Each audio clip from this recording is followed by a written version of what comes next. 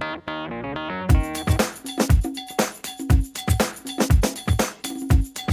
back to the Jets, everybody. I'm Tyson Rauch.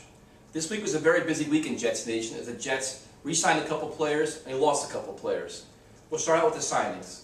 The Jets extended David Harris, which is a great move for a variety of reasons. The first reason is it gave the Jets cap space, which they desperately need to sign additional players. The second reason is he's a very good inside linebacker, probably underrated in most circles. The Jets also went out and they re-signed Antonio Cromartie, which is a great move because they lost out on Asamoah. They need a solid corner to play opposite Darrelle Revis, and they got their guy. Antonio played here last year. He knows the system. He's probably going to improve in year 2 in defense, so it's a good move for the Jets. The Jets also got Brodney Poole back, which was somewhat surprising. Brodney Poole came on towards the end of the season last year, paired up with Eric Smith, so this gives the Jets depth at the safety position and also has some help on special teams. It could spell the end of James Ahedebo returning to the Jets, but I think it's a good move by Gangrene. The Jets signed Derek Mason within the last couple of days, and the reason for that is because they lost Jericho Cotchery. The Jets released Jericho Cotchery in a somewhat controversial move, as it seems like it could have been a contract issue. Cotchery is a veteran receiver. He's been with Gangrene his entire career. He's reliable. He's a leader. He's durable. He played through pain, as we saw last year in the Cleveland game.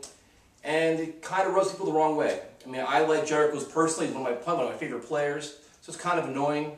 But Derek Mason is a very good replacement. The only concern is that Derek Mason did most of his work on the outside and did not play in the slot position too much, which is kind of concerning to me.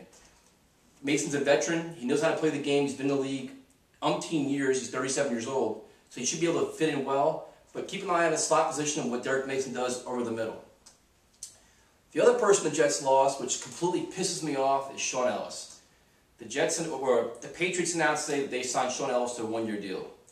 Shaun Ellis last year was probably the Jets' best pass rusher. He's the most tenured Jet. He's just the epitome of what the Jets are about. He's tough. He's physical. His game against the playoffs, his playoff game last year against the Patriots was amazing. He harassed Tom Brady the entire game. It was probably his best game of his career. And for the Jets to not bring him back, to me, is ridiculous. They offered him, a 1-year deal to veteran minimum, which is probably an insult to him. He probably wanted a 2-year deal. And the Jets reportedly have about $10 million in cap space. You know what? Find a way to get the guy back and bring him back because he'd be an excellent mentor to your rookie lineman that you have. And also, he's a good pass rusher, which we need. So, bad move by the Jets. The Patriots made a solid move. So let the rivalry continue because now it's been another heated battle over that. The Jets also lost Jason Taylor to the Dolphins. There are reports that Taylor was offered a deal by the Jets, but he wanted to go back home to the Dolphins. I'm fine with him going back to Miami. I thought Jason Taylor did a good job last year at the Jets.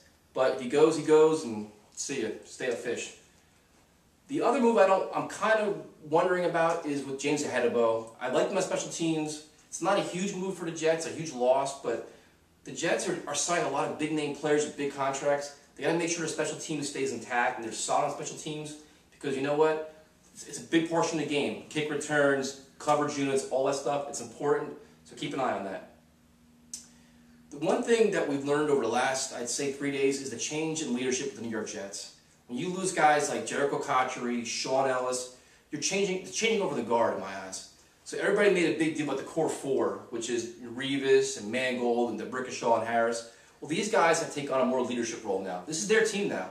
Rex Ryan and Mike Tannenbaum are cleaning house somewhat in their own way, and they're changing of the guard in terms of leadership. So now these guys have taken on a bigger role and be that voice in the locker room to keep you guys going, keep motivated, keep people disciplined, keep them focused on what's going on. Because right now the Jets are one of the teams to beat on paper in the AFC. So you know what? You read the paper clippings and you're believing what you read, you're going to start slacking off, you're going to lose games you shouldn't lose. So now the core 4, in addition to Mark Sanchez, they got to stay focused and they got to take on a leadership role because guys like Shaun Ellis and Jericho Cotchery and Chris Jenkins, they're gone now. So now it's like, you know what, changing the guard, take on that role, and do a good job with it.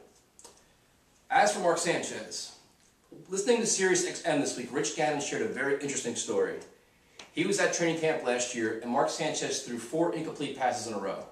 After each pass, nobody, including Brian Schottenheimer or Matt Cavanaugh, said anything to Sanchez. Nothing at all. Sanchez walked to the sideline and got insight from Rich Gannon, who's a commentator there to be a consultant at, like, on a minimal level. To me, that's ridiculous, and it's kind of concerning, because in year 3, Sanchez has to be big this year.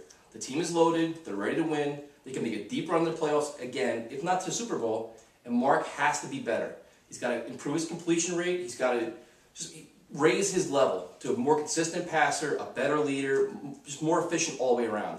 And if he's not getting the proper coaching or enough support or enough guidance, it's concerning to me. And for Rich Gannon to come out on satellite radio and say that is kind of interesting because you know what? You don't hear that very often.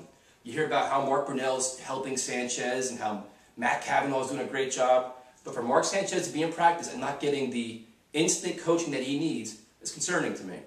So keep an eye on that. And keep an eye on a couple other things at training camp. First thing is Sanchez and his chemistry with the receivers. Only Santonio Holmes is coming back this year, which is kind of concerning to me because you know what? The kid needs to know where his receivers are going to be at all times. He needs to know what route they're going to run, where they're going to be at, how they run the route, how quick. He needs to learn all of that. And without the offseason, it's going to be a little bit different for him. It's going to make him a little more, I'm not going to say funky, but he's going to probably question some of his throws, which leads to erratic throws or sacks. So watch out for chemistry with the receivers, very important. And just see what kind of role he takes, and like if he takes on more of a role like with Plaxico Burress or with Derek Mason, being more like communicating more, leading them instead of them leading him. The next thing to look for is the rookie defensive linemen. Without Sean Ellis coming back, without Jason Taylor coming back, these rookies are going to be looked to do a lot more work. The early reviews are very good for Muhammad Wilkerson and Kendrick Ellis, but in a week of training camp, doesn't mean anything to me. They have to play well, and we've got to make sure they stay healthy, first of all, and they can make an impact on the defense. The other thing is the return game, special teams. You have basically new returners and new kickers. Nick Novak and Nick Folk are fighting for the place kicker job. The punter position is still up in the air as Steve Weatherford went to the Giants. Their kick returner position can be gone because Brad Smith went to the Bills. It's a lot of uncertainty in special teams. Mike Westhoff is one of the best coaches in football in terms of special teams, but at the same time, it's a lot of change, a lot of turnover. It could be a big impact on the Jets. Jeremy Curley's been a surprise addition. He's been flashy in the first couple of days of camp, which is awesome. But you know what? Don't raise expectations too high too early. It's very early in camp. Let's not put the guy in Canton yet, as Bill Parcells used to always say. Other than that, it's going to be interesting. The Jets are loaded. They have a very good team. All the pieces are in place. They made some questionable moves. The leadership issue kind of, not concerning, but it's kind of weird with Sean Ellis leaving now and Cotchery. But Mason's a high character guy. You never know what's going to happen. To me, the whole season is going to rely on Mark Sanchez and how he can handle the pressure of leading his team to the Super Bowl. The pieces are in place. The team has depth in most areas. Now it's up to Sanchez. Raise his game up. And Santonio Holmes, for that matter, too. Santonio Holmes will be looked upon to teach not only Plaxico Burress and Derek Mason how to understand the offense, but teach the younger guys like a Jeremy Curley or Patrick Turner or Logan Payne how to run the routes and how to get acclimated to the offense. So far, it's going to be interesting, Jet fans. Never a dull moment with Gang Green. We'll see what happens, and let's go Jets.